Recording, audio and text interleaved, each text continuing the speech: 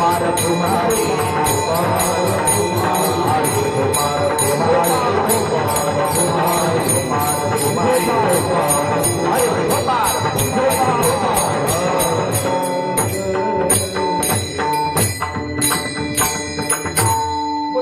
का जायचं? नेमकं तरुण जायचं का? कोणाला हा प्रश्न पडेल महाराज.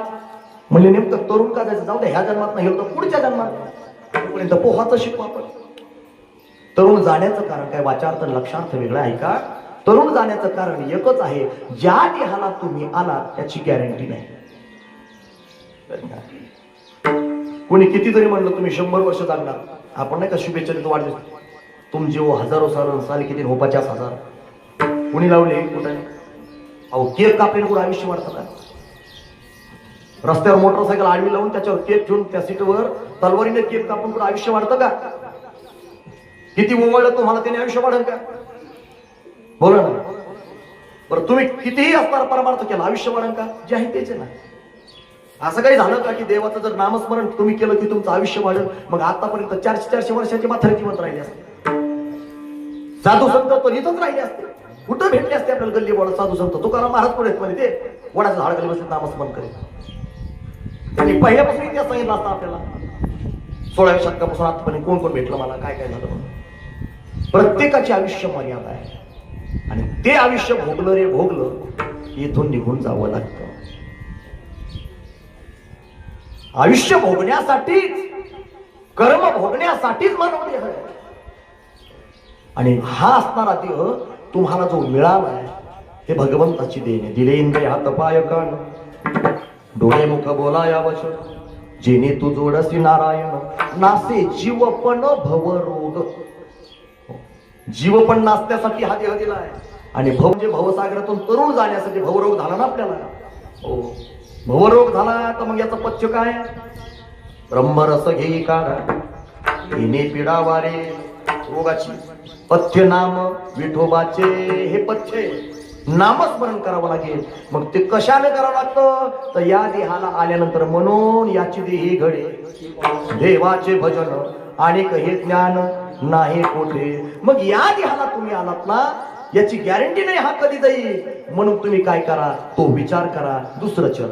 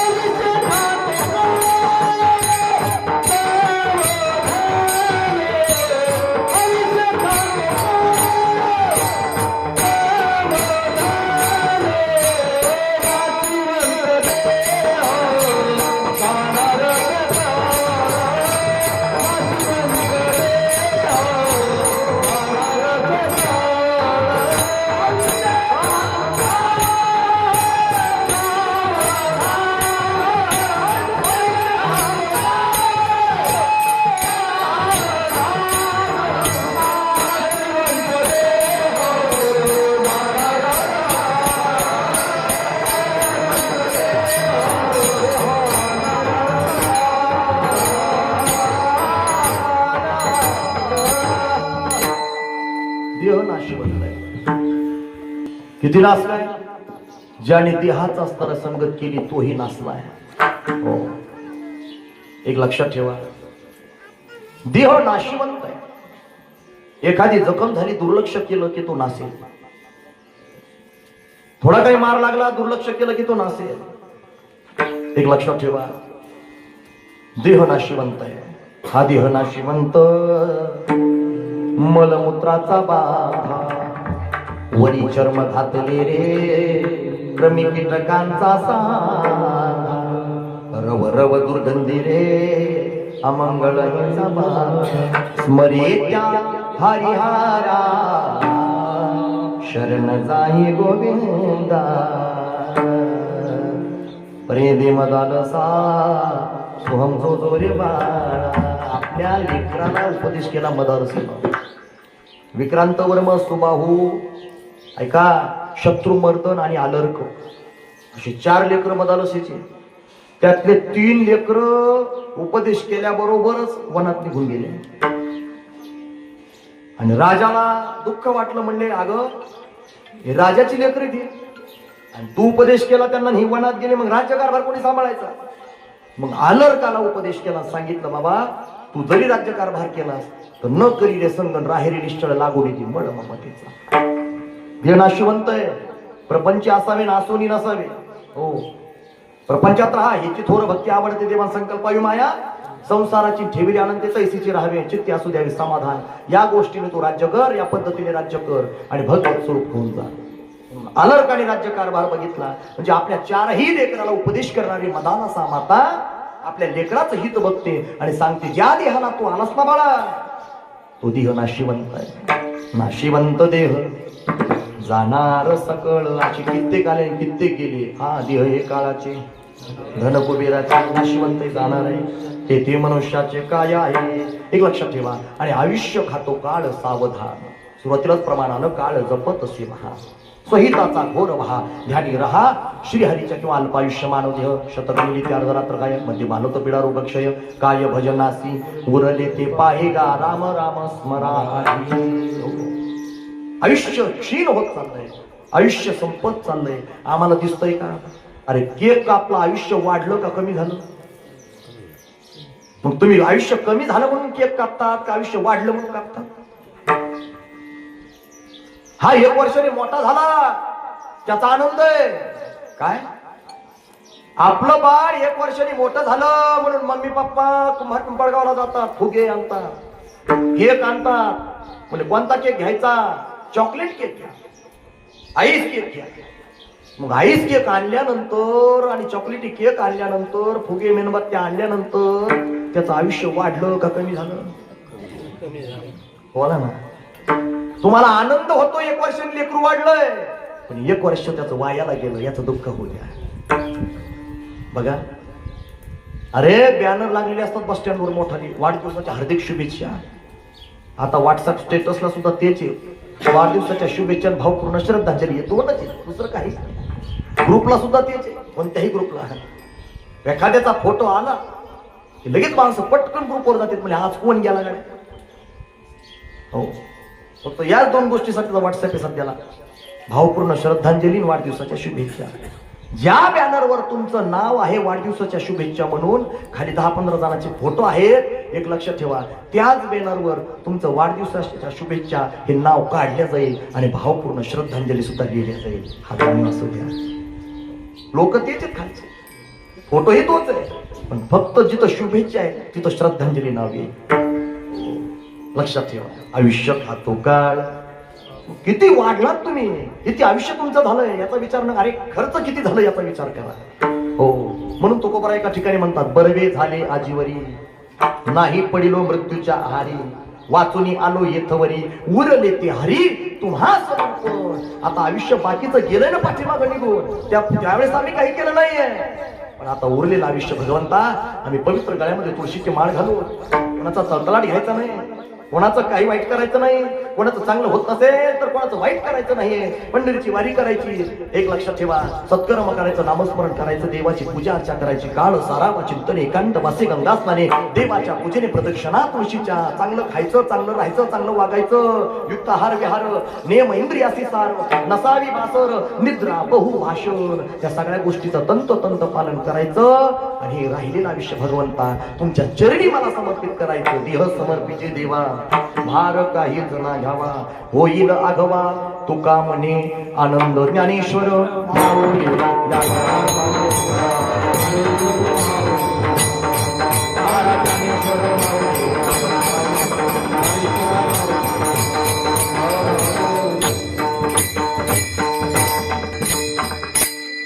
आणि सोम सूर्य ग्रहणे येऊने करविती पार्वणे, का माता पिता मरणे अंकित जे दिवस. यानुसार वर्णन करतात.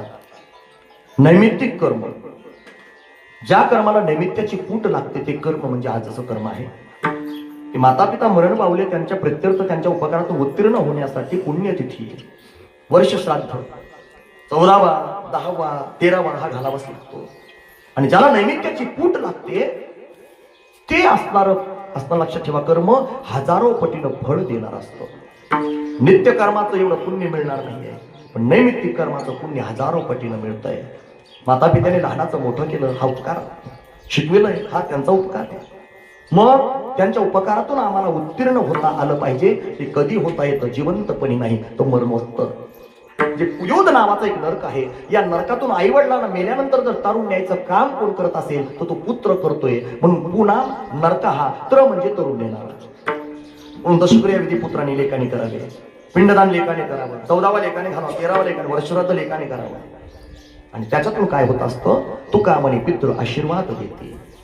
आपले पूर्वज, आपले आई वडील मरणोत्तर आपल्याला आशीर्वाद देतात आणि तुझं कल्याण होईल असं म्हणतात. नाही तर जो कोणी 14वा 13वा वर्षश्राद्ध घालत नाही, पिंडदान वर्षाच्या वर्षाला करत नाहीये, 3 वेळेला पिंडदान व्हायला पाहिजे. ज्या तिथीला आई वडील मरण पावले त्या तिथीला एक पिंडदान करा, अक्षय तृतीयेला एक पिंडदान करा. आणि पित्तर पंधरवाड्यामध्ये जी तिथी आपली असेल 15 दिवसातली आपल्या पूर्वजांची पितरांची, त्या तिथीला पिंडदान करा. या 3 तिथीवर जर पिंडदान तुमच्याने जर झालं तर पितृ आनंदित राहतात, आशीर्वाद देतात. म्हणजे तुम्हाला पितृदोष लागत नाही. भांडण, कंटे, कोर्ट कचेरी, अपघात, आपत्य प्राप्ती न होणं, विवाह न जमणं, घरामध्ये माणसात माणूस न राहणं, कर्जबाजारीपणा वाढणं, प्रॉपर्टी आहे ते विकणं, याचं कारण पितृदोष आहे. आणि ह्या पितृदोषातून जर मुक्त व्हायचं असेल तर पिंड पदावली करी माझे झाले गयावर्जन, फिटले पितरांचे ऋण. पितरांच्या ऋणातून मुक्त व्हावं लागेल. आणि एकदा जो कोणी पितरांच्या ऋणातून मुक्त होतोय, भगवंत आणि संत त्याच्यावर कृपा करतात. असो माझे परमस्मी परमादरणीय शालिग्राम पाटील शिष्यराव तोर, कित्येक दिवसाचा आमचा स्नेहाचा नात्याचाही संबंध आहे. पण प्रत्येक वेळेस या काकासाहेबांच्या आणि त्यांच्या योगामुळे या गावामध्ये येण्याचा, कीर्तन करण्याचा योग माझ्या जीवनामध्ये प्राप्त झाला. आणि आज त्यांच्या मातोश्रींचं पुण्यस्मरण या ठिकाणी वर्षश्राद्ध आहे. वैकुंठवासी सुभिद्राबाई शिष्यराव तोर यांचा आज प्रथम वर्षश्राद्ध आहे. त्या वर्षश्राद्धाच्या निमित्ताने आयोजित ही कीर्तन या ठिकाणी आदरणीय शालिग्राम भाऊने, त्यांच्या बंधुराज बळीराम भाऊ शेषराव तोर पाटील आणि सुभाषराव शेषराव तोर पाटील यांनी आयोजित केलेले, म्हणून या तोर पाटील परिवाराला धन्यवाद देतो. आणि या दुःखातून त्या ठिकाणी लवकरात लवकर भगवंताने दूर करावं ही भगवंताच्या चरणी प्रार्थना करतो. मातृसौख्य पितृसौख्य जीवनामध्ये असेल तर माणसाला सगळ्या काही गोष्टी मिळत असतात. आणि एकदा त्याला आपण मुकलो की बाकीच्या सगळ्या जरी सुख जीवनामध्ये मिळाले, पण आई वडिलांचं सुख कोणा जीवनामध्ये मिळत नसतं. म्हणून त्यांच्या पवित्र अशा आत्म्याला चिरशांती लाभावी ही भगवंताच्या चरणी प्रार्थना करतो. उपस्थित सर्व गायक वादक मंडळी, आमचे गोविंद बाबा असतील, आमचे भागवत महाराज असतील, काकासाहेब महाराज असतील, वचिष्ठ महाराज असतील, रामदास महाराज असतील, आणि सगळी काही मंडळी बरं का, आमचे संकेत महाराज, काका पांडू महाराज, तुमचं बाबा बंडू महाराज असतील, हे सगळे काही मंडळी आहेत. सगळ्यांना धन्यवाद. विशेष म्हणजे आमचे किरणजी महाराज, ज्यांच्यावर आज सूर्यनारायण प्रसन्न राहिले. त्यांचा पिच्छा सोडल्याने 2 तास कीर्तन होतात. मग ते योग चांगले त्यांचे पुढचे. जन्मपत्रिकेत सूर्यग्रह चांगलाच पाहिजे बरं का, बलिष्ठ पाहिजे, तेव्हा योग येत असतं जीवनामध्ये. सूर्याने कृपा केली त्यांच्यावर कीर्तनात. त्यांना धन्यवाद किरणजी महाराजांना. आणि आदरणीय आमचे उकडगावचे पवार महाराज, त्यांना धन्यवाद देतो. आणि हे कीर्तन तुम्हाला युट्यूबला पाहायला मिळेल. आमचे असणारे परमास्ने श्रीधर महाराज कापसे त्यांचं सुंदर असं YouTube channel SK news channel म्हणून त्यांचं चॅनल आहे. अनेक जेवढ्या जालना जिल्ह्यात घडामोडी घडतात, कोणत्याही असू द्या, सगळं काही असणारं अपडेट त्यांच्याकडे असतं. त्यांच्या सबस्क्राईब करा SK news channel Shridhar Kapse. हे कीर्तनकार महाराष्ट्रावर, कीर्तनकार महाराष्ट्रावर कीर्तन सर्व धार्मिक कार्यक्रम कीर्तनकार महाराष्ट्राचा या युट्यूब कीर्तनकार महाराष्ट्राचा असं चॅनलचं नाव आहे. आणि त्याच्यावर तुम्ही सर्च करा, सबस्क्राईब करा. म्हणजे सगळे कीर्तन माझ्या अगोदर भरपूर कीर्तन त्यांनी शूट केलेले आहे. अनेक रील्स आहेत, या सुद्धा कीर्तनाचे रील्स, कीर्तनाचे शूटिंग सगळ्या काही असणार युट्यूब चॅनल अपलोड होईल. त्या दिवशी मी लिंक तुम्हाला पाठवून देईल, तुम्ही इथं ग्रुपला टाकून द्या. पुन्हा परत हे कीर्तन तुम्हाला ऐकायला पाहायला या ठिकाणी मिळणार आहे. उत्कृष्ट साऊंड सिस्टम आमच्या दादांची, त्यांनाही धन्यवाद देतो. सेवेला पूर्णविराम.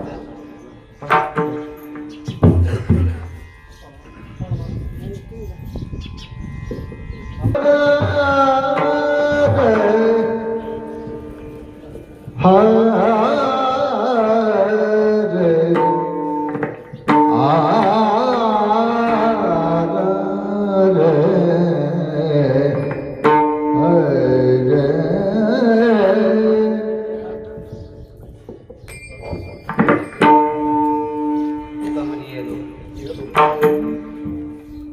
तुका म्हणले हलकी तलवार तुका म्हणले हलकी तलवार तुका म्हणले हलकी तलवार